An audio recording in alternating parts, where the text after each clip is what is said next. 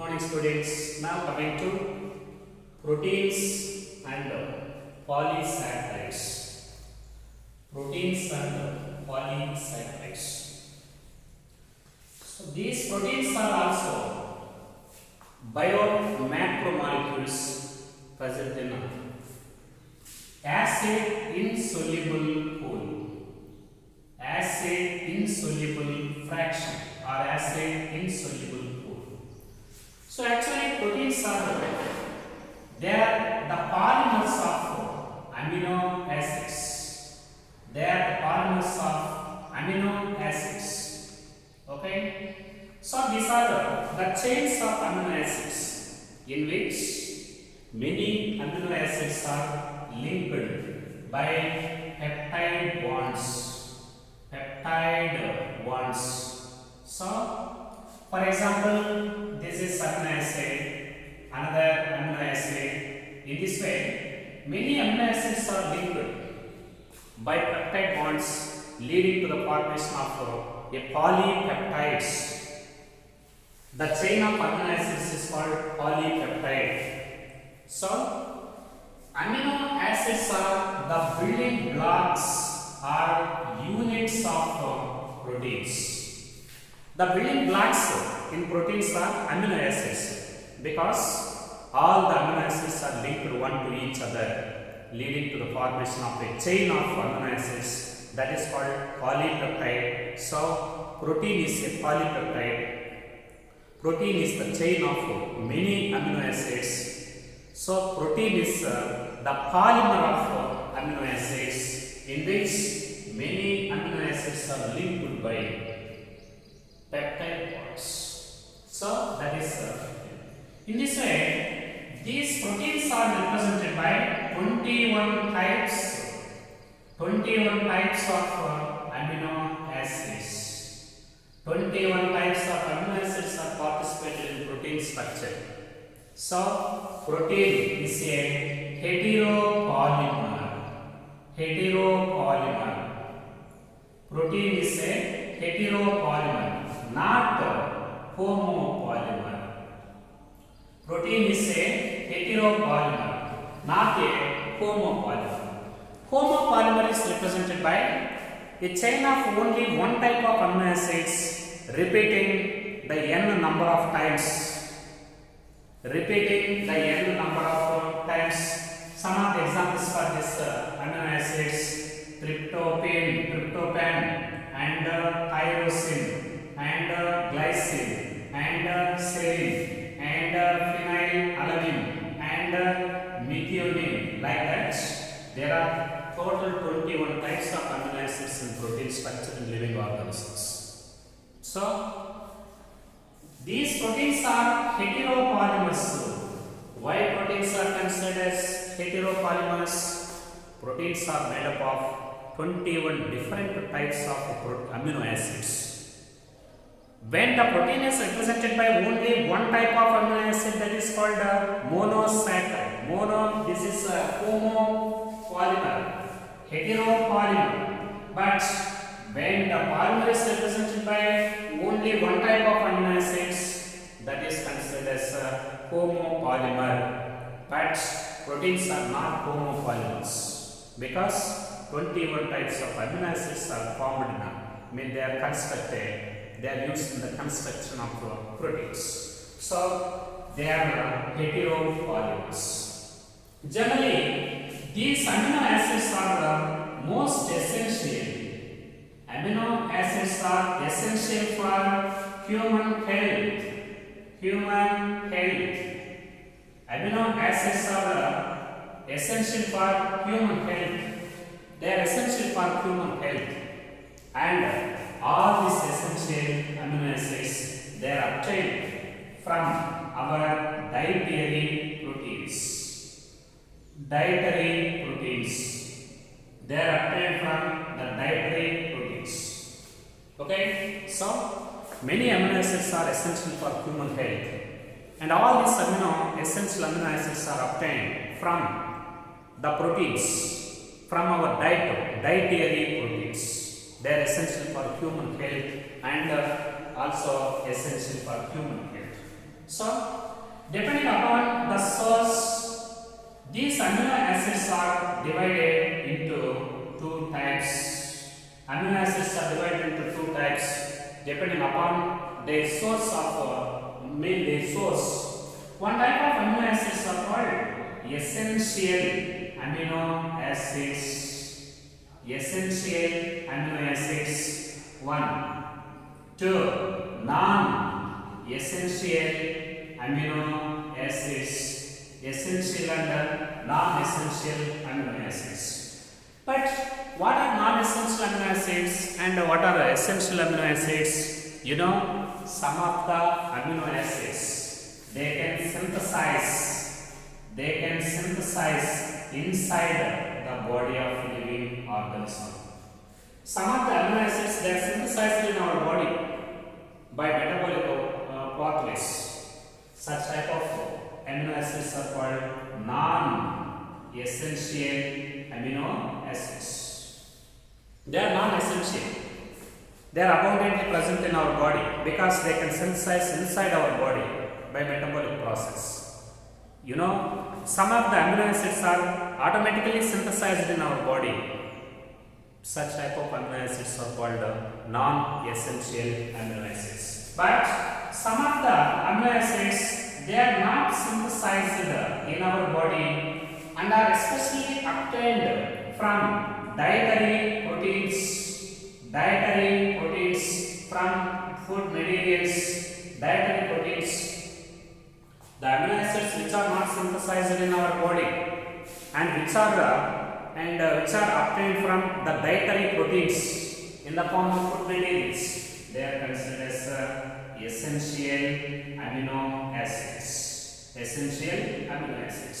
In this way, depending upon the source of amino acids, total amino acids, 21 types of amino acids are divided into two categories. Non-essential amino acids, essential amino acids. Non-essential amino acids are synthesized in our body and they are not from the dietary proteins. But essential amino acids are obtained from the dietary proteins. They are not synthesized in our body. Such type of amino acids are called essential amino acids. You know, these amino acids they play very significant role in our body. Amino acids they play very significant role in our body. Okay, for example, this one of the protein. This is collagen. This is the most abundant protein in animal kingdom. It is the most abundant protein present in animal kingdom. At the same time, you know, Rubisco, R-U-B-I-S-C-O, Rubisco. It is abbreviation of one of the enzyme. The full form of this Rubisco, ribulose 1,5-bisphosphate carboxylase oxygenase. Ribulose 1,5-bisphosphate carboxylase oxygenase. That is simply abbreviated as Rubisco. The full form is ribulose 1,5-bisphosphate. Ribulose 1,5-bisphosphate carboxylase and oxygenase. This is one of the carboxylating enzyme in C3 plants. So, ribulose 1,5-bisphosphate carboxylase oxygenase simply, which is abbreviated as Rubisco. It is the most abundant protein, not only in plant kingdom but also in entire biosphere. This is the importance of Rubisco enzyme. Anyhow, collagen is the most abundant protein in animal kingdom. At the same time, ribulose 1,5-bisphosphate carboxylase oxygenase Rubisco is the most abundant protein in total biosphere. That is simply abbreviated as Rubisco. At the same time, these proteins they also play very significant roles in our body. Some of them they are used as intercellular substance. Some of them proteins, some of them enzymes, hormones, and also transport. They help in transport. Some of them fight with infectious agents. Like this, these amino acids means proteins. They play very significant roles in the living body. For example, the protein collagen. This is abundant protein present in animal kingdom. It is acts as intercellular ground substance. Intercellular ground substance. Ground substance. Okay. What's the importance of collagen? What's the role of collagen? Collagen is the most abundant protein in animal kingdom. And collagen, it acts as intercellular ground substance, especially in animals. And at the same time, trypsin. So this type of trypsin, it is one of the digesting enzyme. This is a type of enzyme. This is a enzyme. And insulin. So this is also one of the protein that acts as hormone. This is a hormone. Insulin is a hormone. And antibodies. These antibodies, they fight with infectious agents. These antibodies, they fight infectious agents. These fights with infectious agents present in our living body. And at the same time, receptors. So these receptors, they are sensory, they help in sensory reception.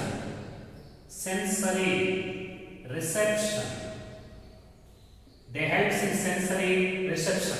For example, taste and smell and also hormone. It acts as the sensory reception, helps in sensory reception, taste, smell and hormone. That is the importance of these receptors. And also GLUT4, GLUT4. Okay. This GLUT4 means glucose transport 4. It enables the movement of, it enables the transport of glucose into the cell. That is the importance of various proteins in the living body. Very, very important matching type of process. So, proteins, they play very significant roles in living body, including human beings. And they play very significant role. Collagen, intercellular ground substance, especially in animals. 2. Trypsin, enzyme, and insulin is a hormone. And antibodies, they fight with infectious agents and protect the body from infections, from diseases. And receptors, sensory reception, like taste, smell and hormones. And glucose transport 4, it enables the transport of glucose into the cell. That is the nature of proteins. Very, very important.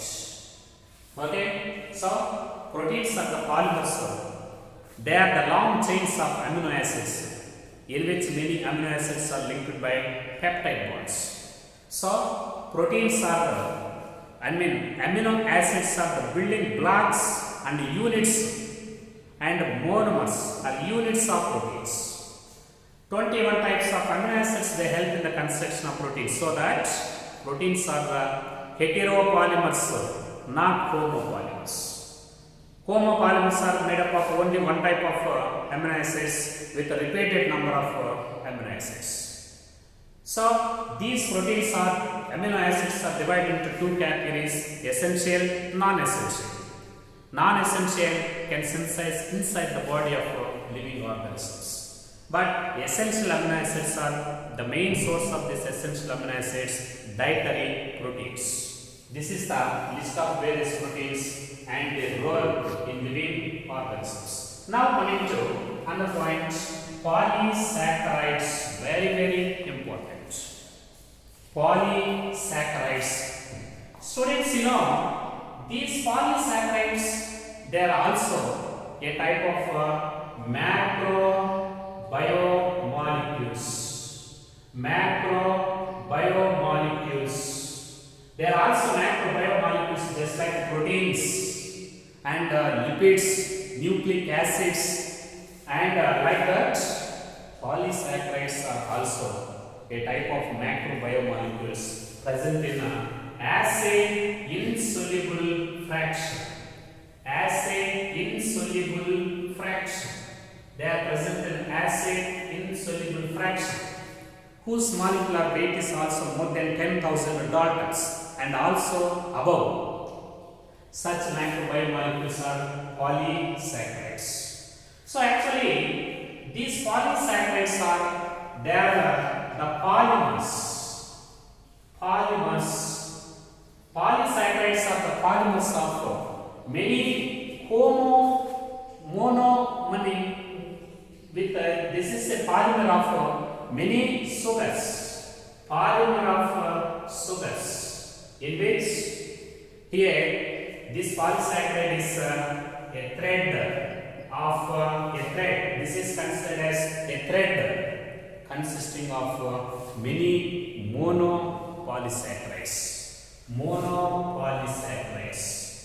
Okay, so many monopolysaccharides, they are linked one to each other. Polysaccharides are the chains of sugars. Polysaccharides are represented by many monomers or monopolysaccharides which are linked by glycosidic bonds. This is the thread of many monopolysaccharides. Many monopolysaccharides linked by glycosidic bonds. But the bonds present between the amino acids, they are peptide bonds. Bonds present between the monopolysaccharides of a polysaccharide, that is glycosidic bonds. Anyhow, for example, in case of cellulose. So cellulose is a polysaccharide. This is a homopolysaccharide. It is represented by, this is a homopolysaccharide. Is one of the best example for homopolysaccharides consisting of only one type of sugars. These sugars are called glucose. They are called glucose. So many glucose molecules are linked by glycosidic bonds, leading to the formation of a homopolysaccharide. Such homopolysaccharide, one of the best examples is cellulose. Cellulose is a homopolysaccharide consisting of only one type of sugars, that is glucose. At the same time, students, you know, starch. Okay, starch is also variant. It is also a variant. This starch, it is also a polysaccharide. Starch is also a polysaccharide. This is also the chain of sugars, but it is the storehouse of energy. This is considered as storehouse of energy. Storehouse of energy in case of plants. So the food material in plants, it is stored in the form of starch. Starch is also a type of polysaccharide, and starch is also considered as the storehouse of energy. Storehouse of energy in plants. But what about in case of animals? In case of animals, glycogen. This glycogen is also one type of polysaccharide. Is also one type of polysaccharide, and it is considered as the storehouse. Glycogen is the storehouse of energy in case of animals. Students, starch is the polysaccharide which is considered as the storehouse of energy in case of plants. At the same time, glycogen is also one type of polysaccharide and is considered as a storehouse of energy in case of animals. The reserve food materials in plants is starch. The reserve food materials in animals is glycogen. So, they are also a type of polysaccharides. At the same time, you know, inulin, not insulin, inulin. This is also a type of polysaccharide. Is also a type of polysaccharide consisting of only one type of sugars. Means homopolysaccharide consisting of only one type of sugar. That is fructose. So this is the nature of polysaccharides in living organisms. Cellulose, starch, and glycogen and inulin, they are a type of polysaccharides. Cellulose is a homopolysaccharide consisting of only one type of sugar, that is glucose. Starch is the storehouse of energy in plants. Glycogen is also the storehouse of energy in case of animals. And inulin is a homopolysaccharide consisting of only one type of sugars, that is fructose. At the same time, every polysaccharide, the polysaccharide, it is represented by a thread. For example, this is a polysaccharide. This is a polysaccharide thread. A polysaccharide thread. The right side end, this is called reducing end. This is called reducing end. In a polysaccharide thread, right side end is called reducing end. At the same time, the left side end is called non-reducing end. In this way, the polysaccharide thread is represented by two ends. Right side end is called reducing end and left side end is called non-reducing end. In case of starch, okay, in case of starch, this thread, it is spirally coiled, leading to the formation of a secondary helical structure. It is represented by secondary helical structure. It is represented by secondary helical structure like this. This is spirally coiled, leading to the formation of several coils or helix. So, every polysaccharide is represented by right side end reducing end and left side end non-reducing end. In case of starch, it is represented by secondary helical structure. It is represented by secondary helical structure and it is represented by number of turns, number of helix, and these helix they contain I2 molecules. I2 molecules. They contain number of I2 molecules. These I2 molecules, they impart a type of color that is called blue color. So that starch is blue color. Starch is blue color. Why it is represented by blue color? Starch is represented by secondary helical structure. And these helix they hold I2 molecules which impart blue color. But in case of cellulose, in case of cellulose does not contain secondary helical structure. So, in case of cellulose, no helical structure and no I2 molecules. So, no blue color in case of cellulose. What is the structural difference between starch and cellulose? Starch and cellulose, they are the type of homopolysaccharides. They are the chains of sugars. But the starch is represented by double helical structure, secondary helical structure with I2 molecules and with the blue color. But second helical structure is absent in cellulose, no helix and no I2 molecules and no blue color. That is the difference between cellulose and starch. Students, you know, cellulose is abundantly present in some plants. Cellulose, okay, cellulose is present in a cell wall. Cellulose is present in a cell wall in plants. In the same time, cellulose, it is also present in a paper made from plant pulp. Paper made from plant pulp, that is also a type of cellulose. At the same time, cotton fibers, and all these, they are the main sources of the cellulose. Very important. What are cellulosic substances? Give me some examples for cellulose substances in plants. 1. Plant cell wall is made up of cellulose. 2. Paper made from plant pulp is also cellulose. 3. Cotton fibers, which is the main basic material for textile industries in the cloth production, that is also a type of cellulose. They are the most important examples for cellulose in plants. Students, you know, there are some complex polysaccharides.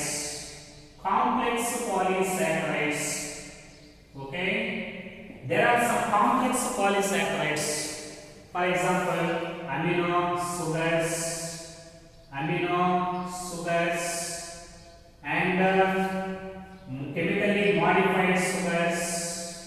chemically modified sugars. Amino sugars and chemically modified sugars, they are considered as a type of complex polysaccharides. But what are examples for this chemically modified sugars and amino sugars? Glucosamine, one of the best examples for amino sugars, glucosamine, and N-acetyl galactosamine.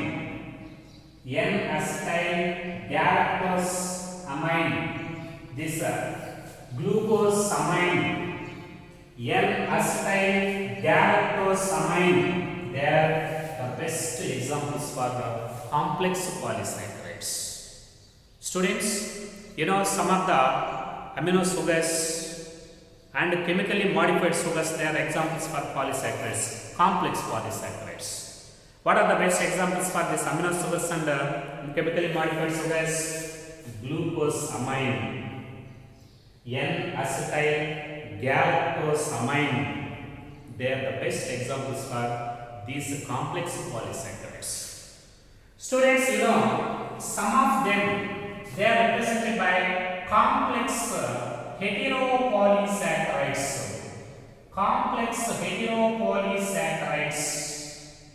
What are best examples for this complex heteropolysaccharides? The best example is, okay, exoskeleton of arthropods, insects.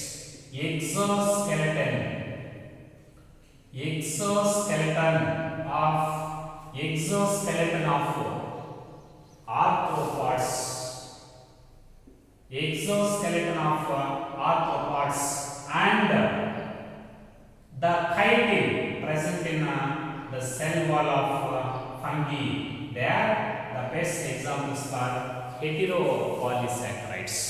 These type of heteropolysaccharides are represented by different kinds of sugars. They are made up of different kinds of sugars. Because of this reason, due to presence of different kinds of sugars in these polysaccharides, they are called heteropolysaccharides. Complex heteropolysaccharides are present in the exoskeleton of arthropods and cell wall of fungi, that is chitin. This is exoskeleton of arthropods and cell wall of fungi. This is represented by chitin. This chitin is a type of complex polysaccharide. Complex heteropolysaccharide consisting of different kinds of sugars. In this way, they are also proteins and polysaccharides. There are also macrobiomolecules present in acid insoluble food. Polysaccharides are the chains of sugars, in which many monosaccharides are linked by glycosidic bonds. Cellulose homopolysaccharide with glucose, storehouse of the energy in plant starch. Glycogen is the storehouse of energy in animals. Inulin is also a homopolysaccharide consisting of only one type of sugar, fructose. This starch is also even polysaccharide thread. It is represented by reducing end on right side, non-reducing end on left side. Starch is represented by secondary helical structure. It forms several helices which holds I2 molecules that impart blue color. But secondary helical structure and I2 molecules and helix, they are completely absent in cellulose. Cell wall paper made from plant pulp and cotton fibers, they are the best examples for the cellulose. And complex polysaccharides and chemically modified sugars and glucosamine, they are examples. And glucosamine, N-acetyl galactosamine, they are the best examples for this chemically modified sugars and chemically modified sugars and glucose. And complex heteropolysaccharides are also present in some organisms. For example, exoskeleton of arthropods, cell wall of fungi. It is made up of a type of complex heteropolysaccharide that is called chitin. This is the nature of polysaccharide.